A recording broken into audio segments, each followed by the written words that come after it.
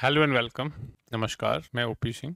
आज के इस वीडियो में मैं आपके समक्ष गांधी जी द्वारा जब असहयोग आंदोलन को वापस लिया गया था, उस समय 5 फरवरी को असहयोग आंदोलन को वापस इसलिए लिया गया था कि चौरी चौरा की घटना हुई थी, उसमें हिंसा हुई थी और गांधी जी ने इस आधार को महत्व दिया और आंदोलन को वापस लेने का निर्णय ले लिया।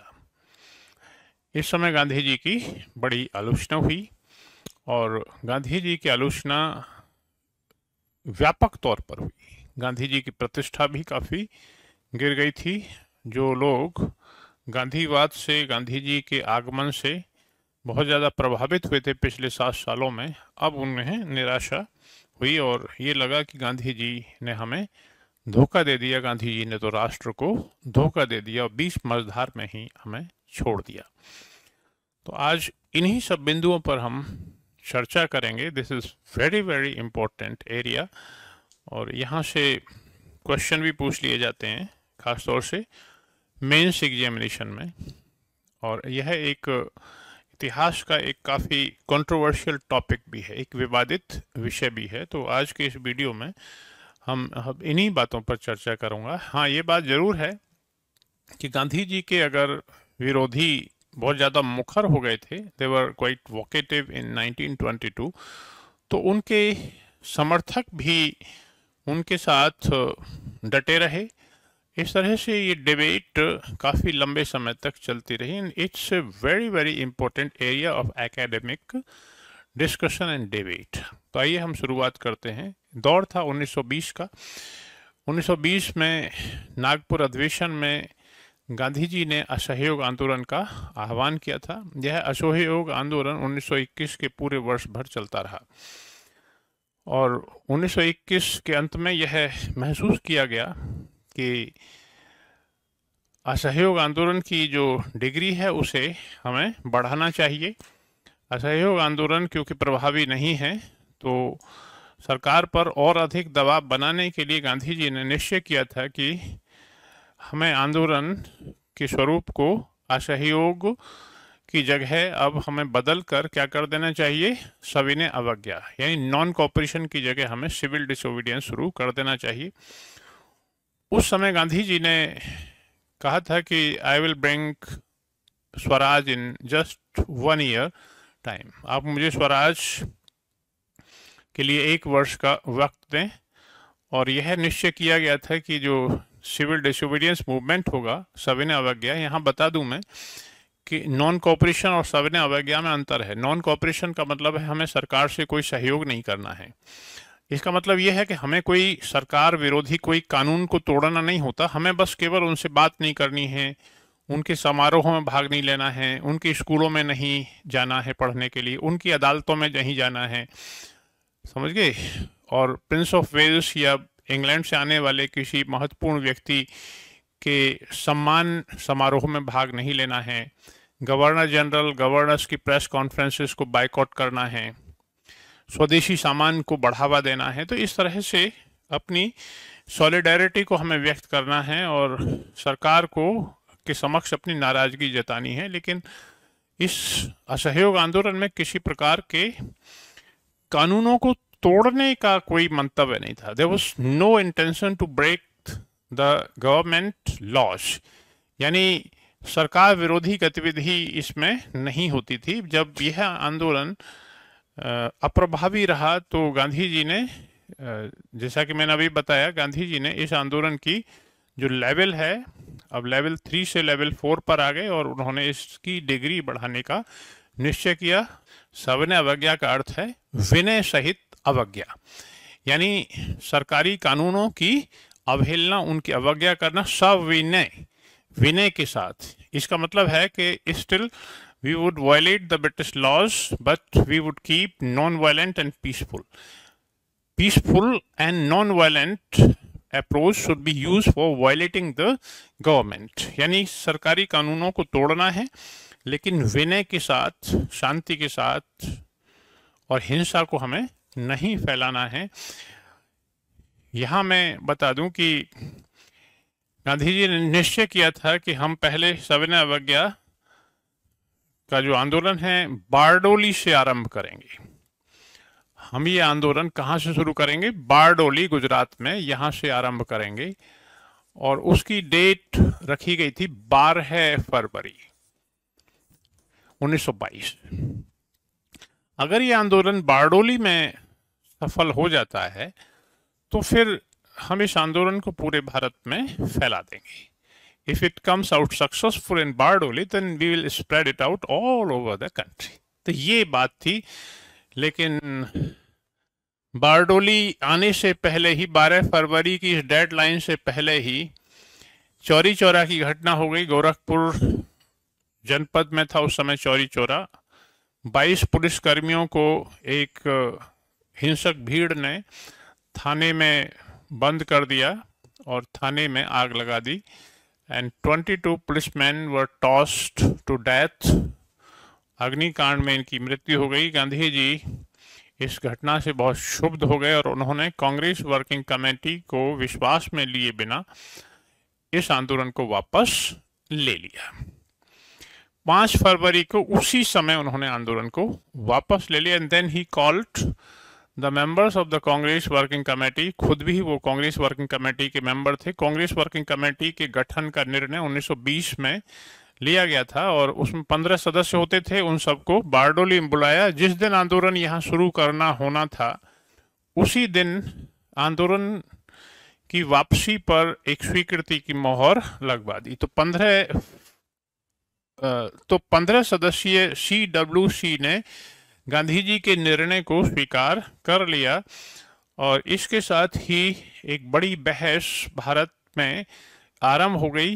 With in the Congress and outside the Congress there was a huge kind of debate and debate was raised against Gandhi ji as also in support of Mahatma Gandhi. क्या कहा गया इसमें? इसमें बात, थोड़ी सी डिबेट से पहले एक बात मैं बता दूं कि आंदोलन को वापस लेने का जब गांधी जी ने निर्णय लिया तो उनकी रेपुटेशन आम जनता में अपने आप ही कम हो गई थी। जो उनका करिश्माई व्यक्तित्व था उसका करिश्मा काफी घट गया था। His charismatic personality was now at the lowest ebb of the reputation। और इसका फायदा उठाते हुए ब्रिटिश सरकार ने भी उनको गिरफ्तार कर लिया 1922 में और तब उन पर एक सेडिशन का मुकदमा दायर किया गया, देशद्रोह का और हिंसा फैलाने का मुकदमा उन पर चलाया गया। उसमें उन्हें 6 वर्ष की सजा हुई थी।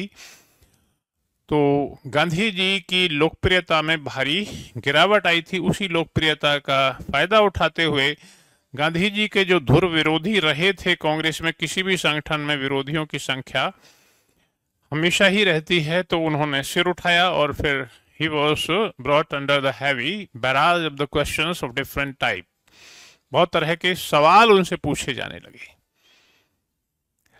तो उनमें से कई सवाल ऐसे थे जो काफी चोट पहुंचाने वाले थे। अब कंट्रोवर्सी किन बातों को लेकर थी? तो पहला सवाल ये था, गांधी जी ने कांग्रेस वर्किंग कमेटी को विश्वास में नहीं लिया है। He didn't take CWC in confidence में नहीं लिया और अपनी मनमानी की। गांधी जी को हमेशा उन पर आरोप लगता था कि वो अपनी मनमानी करते थे और दबंगई दिखाते थे, दादागिरी कांग्रेस में दिखाते थे। और इस आंदोलन को उन्होंने वापस लिया तो किसी को विश्वास में लिए बिना वापस ले लिया। इसका मतलब है गांधी जी कुछ भी कर सकते हैं, कभी भी कदम आगे बढ़ा सकते हैं, कभी भी उसे पीछे ले सकते हैं, यानी कोई भी निश्चितता गांधी जी के मूवमेंट्स में नहीं है। दूसरा आरोप ये लगाया कि जब राष्ट्रीय आंदोलन अपने प्रखर रूप में था, क्रिटिकल फेज में था, उसी समय उन्होंने वापस ले लिया। The movement was withdrawn, movement was withdrawn in its critical phase।